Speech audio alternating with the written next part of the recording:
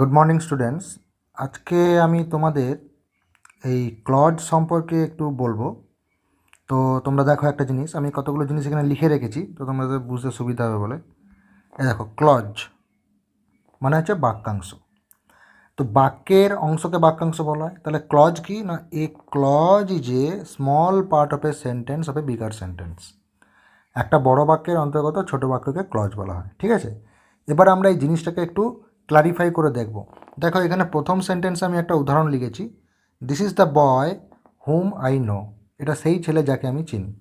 তাহলে this is the boy এ একটা পার্ট, আর হুম আই এ নো এ একটা পার্ট। আমি এই দুটো পার্ট কী করে বের করলাম? দেখো, একটা সেন্টেন্সের মধ্যে আমরা জানি কি যে একটাই ফাইনাইট ভার্ব থাকে, কিন্তু এখানে দেখতে পাচ্ছ ইজ একটা ফাইনাইট ভার্ব আর নো একটা ফাইনাইট ভার্ব।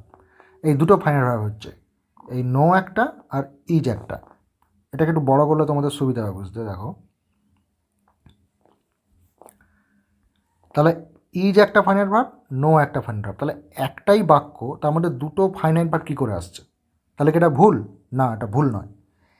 এই ক্ষেত্রে ক্লজের যে রেফারেন্সটা কিন্তু চলে আসছে। তাহলে আমরা দেখব কিভাবে। দেখো, দিস ইজ দ্য বয় এই একটা পার্ট, আর হুম আই নো এই একটা পার্ট। কারণ আমরা জানি যে একটা সেন্টেন্স মানে তার সাবজেক্ট থাকবে, তার ভার্ব থাকবে, অবজেক্ট থাকতেও পারে আবার নাও পারে।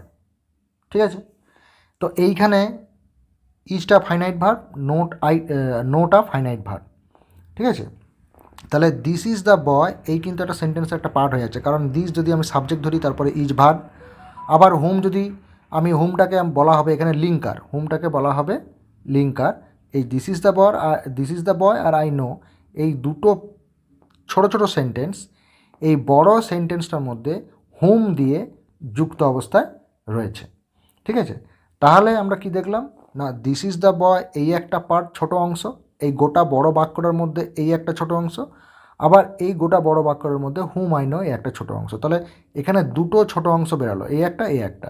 তাহলে এই যে একটা গোটা বড় বাক্যের মধ্যে দুটো ছোট ছোট বাক্য বেরালো বা দুটো ছোটো ছোটো বাক্যের অংশ বেরালো, এই ছোট ছোট বাক্যের অংশগুলোকে বলা হচ্ছে ক্লজ। ক্লজ, ঠিক আছে। এইবারে দেখো আর একটা উদাহরণ দেখো, I know that he is ill. তাহলে আই নো এই একটা part, that he is ill এই একটা পার্ট। তাহলে আই নো এই একটা clause, that he is ill এই একটা ক্লজ। কারণ এই I know that he is ill এটা একটা গোটা বড় বাক্য, তার মধ্যে এই একটা ছোট বাক্য, আবার এই একটা ছোট বাক্য। আই নো একটা ছোট বাক্য, দ্যাট হি ইজ ইল একটা ছোট বাক্য। তাহলে এখানে দুটো ক্লজ রয়েছে, আই নো একটা clause, that he is ill একটা ক্লজ। আবার উল্টো দিকে নিচের বাক্যটা দেখো, if it rains I shall not go. তাহলে এই আই শ্যাল নট গো এই একটা ছোট বাক্য, আবার ইফ ইট রেন্স এই একটা ছোট বাক্য, এই গোটা বড় বাক্যটার মধ্যে। তাহলে ছোট বাক্যকে আমরা ক্লজ বলছি, তাহলে গোটা বড় বাক্যের অন্তর্গত ছোট বাক্যকে ক্লজ বলছি। তাহলে ইফ ইট রেন্স এই একটা clause, I shall not go এই একটা ক্লজ। তাহলে এইভাবে কিন্তু আমরা ক্লজের যে ধারণাটা পেলাম। তাহলে clause is a small part of a sentence of a bigger sentence, বা একটা একটা বড় বাক্যের অন্তর্গত একটা ছোট বাক্যকে বলা হচ্ছে ক্লজ। ইফ ইট রেন্স এই একটা বড় বাক্য, তার মধ্যে আই শ্যাল গো একটা ছোট বাক্য, ইফ ইট রেন্স একটা ছোট বাক্য। I know that he is ill একটা বড় বাক্য, তার মধ্যে দ্যাট হি ইজ ইল একটা ছোট বাক্য, আই নো একটা ছোট বাক্য। This is the boy whom I know এই একটা বড় বাক্য, এর মধ্যে হুম আই নো একটা ছোট বাক্য, দিস ইজ দ্য বয় একটা ছোট বাক্য। এই সমস্ত বড় বাক্যের অন্তর্গত ছোট বাক্যগুলোকে বলা হচ্ছে ক্লজ। এইবারে দেখো, ক্লজকে কিন্তু তিন ভাগে ভাগ করা যায়।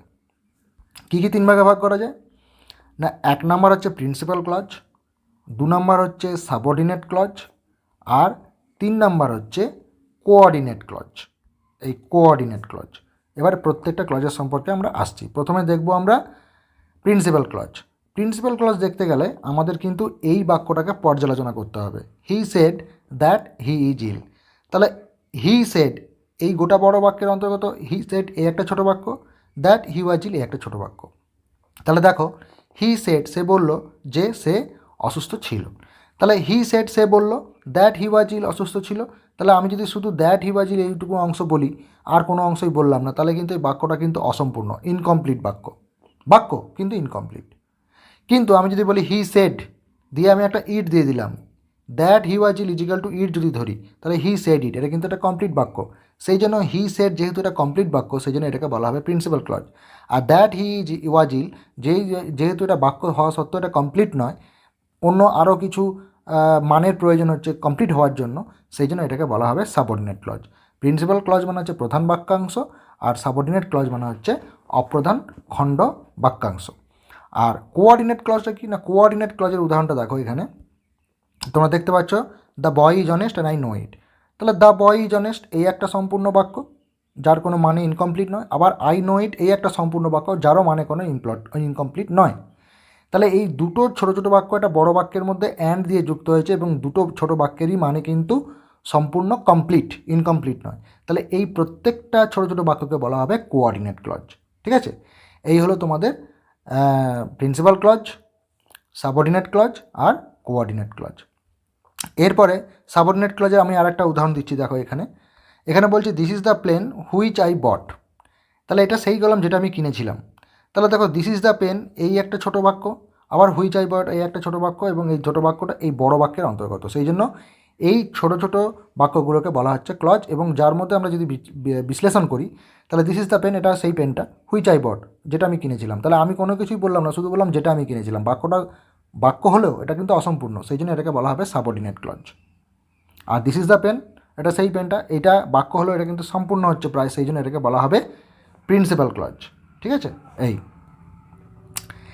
এরপরে দেখো আমরা আজকে নাউন ক্লজ নিয়ে আলোচনা করব। নাউন ক্লজ নিয়ে আলোচনা করব বলতে গেলে সাবঅর্ডিনেট ক্লজকে আবার কিন্তু তিন ভাগে ভাগ করা যায়। সাবঅর্ডিনেট ক্লজকে তিন ভাগে ভাগ করা যায়, একটা হচ্ছে নাউন ক্লজ, একটা হচ্ছে অ্যাডজেক্টিভ ক্লজ, আর একটা হচ্ছে অ্যাডভার্বিয়াল ক্লজ। আমরা আজকে শুধুমাত্র নাউন ক্লজ নিয়ে আলোচনা করব। ঠিক আছে, এবার দেখো নাউন ক্লজকে কিন্তু আমরা অনেক রকমভাবে ভাগ করতে পারি। দেখো আজকে আমরা সাবঅর্ডিনেট নাউন ক্লজ নিয়ে আলোচনা করব এবং তার ভাগগুলো দেখব। নাউন ক্লজের ভাগ কীরকম দেখো, প্রথম ভাগটা হচ্ছে কি সাবজেক্ট অফ এ ভার্ব, অর্থাৎ what E shed is true. তাহলে সাবঅর্ডিনেট নাউন ক্লজ, অর্থাৎ সাবঅর্ডিনেট ক্লজটা যখন নাউনের মতো কাজ করবে তখন তাকে আমরা বলবো সাবঅর্ডিনেট নাউন ক্লজ। তাহলে what E shed is true, এটাকে আমরা একটু বড় করে নিই, তাহলে তোমাদের সুবিধা হবে বুঝতে। What E shed is true, what he said is true.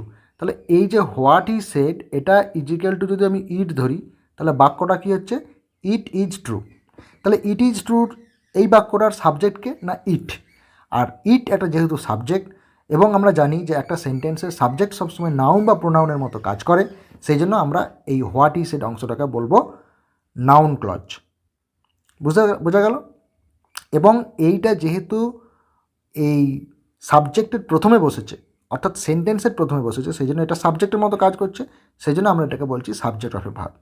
উল্টো দিকে দেখো, the teacher told me that, the teacher told me that I should read attentively. তাহলে টিচার টোল্ড মি, আমাকে শিক্ষক মহাশয় বললেন, কি বললেন না, that I should read attentively, যে আমার মনোযোগ দিয়ে পড়াশোনা করা উচিত। তাহলে টোল্ড ভার্বের অবজেক্টকে না that I should read attentively, এবং এই that I should read attentively এটা একটা সাবঅর্ডিনেট ক্লজ, এবং এই সাবঅর্ডিনেট ক্লজের মধ্যে নাউনের গুণ পাচ্ছে, সেই জন্য এটাকে বলা হবে সাবঅর্ডিনেট নাউন ক্লজ। এবং সাবঅর্ডিনেট নাউন ক্লজের কোন ভাগ না অবজেক্ট অফ এ ভার্ব। ঠিক আছে, এবার বলছে after a preposition. After a প্রিপোজিশনটা কি, যেমন I know nothing of what he will do.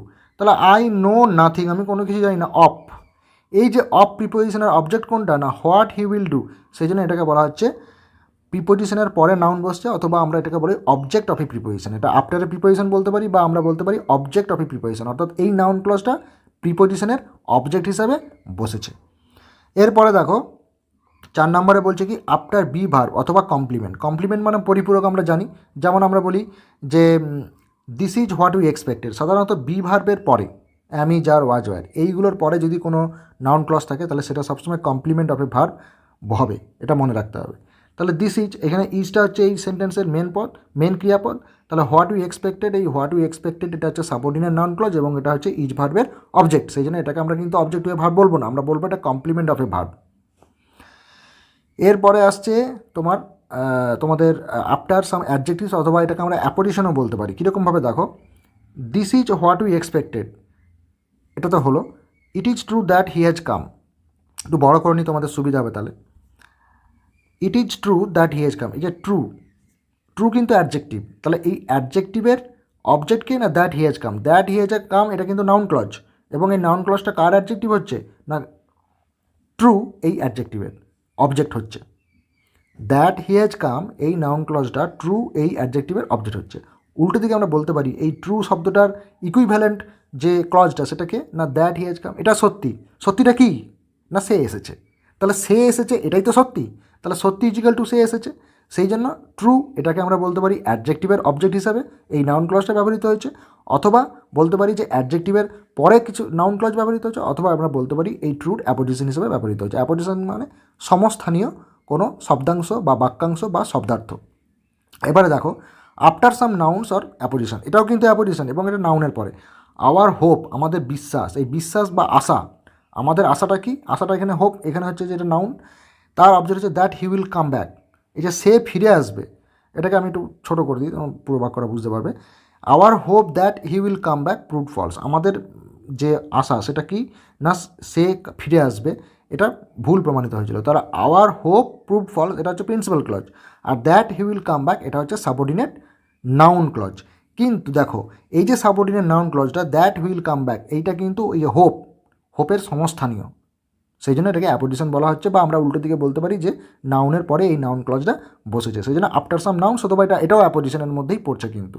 তাহলে নর্মালি সাধারণত আমরা এটাকে ভাগ করবো অ্যাপোজিশন হিসাবে, কিন্তু অ্যাপোজিশনটাকে আবার আলাদা আলাদা করে অ্যাডজেক্টিভ নাউন বা কোনো ইটের পরেও ব্যবহার করা যায়। এরপরে দেখবো আফটার সাম প্রিপোজিশন, ইটের পরে it is true that he has come, তাহলে এটা সত্যি, এটা সত্যি, এটা মানে কোনটা না সে এসেছে, যেমন এটা সত্যিটা সে এসেছে তেমনি এটাও সত্যি, এটা মানে কোনটা না সে এসেছে, সেই জন্য এইখানে এই ইটের যে অ্যাপোজিশন সেটা হচ্ছে হি হ্যাজ কাম। তোমাদের আজকে এই অবধি পড়া থাকবে, আমি ক্লাসটা তোমাদের একটু বোঝানোর চেষ্টা করলাম, তোমরা একটু দেখবে এবং তোমাদের বইতেও তোমরা দেখবে, তোমাদের বই 124, 25, 26, 27 এরকম পাতায় থাকবে, আর আমি তোমাদের নিচে ওই নাউন ক্লজের যে এক্সারসাইজগুলো পড়া দেবো আমি সেটা নিচে লিখে দেবো। তো ঠিক আছে, আজকে এই পর্যন্তই, আমরা পরের ডেটে আবার বাকি ক্লজগুলো নিয়ে আলোচনা করব। ঠিক আছে।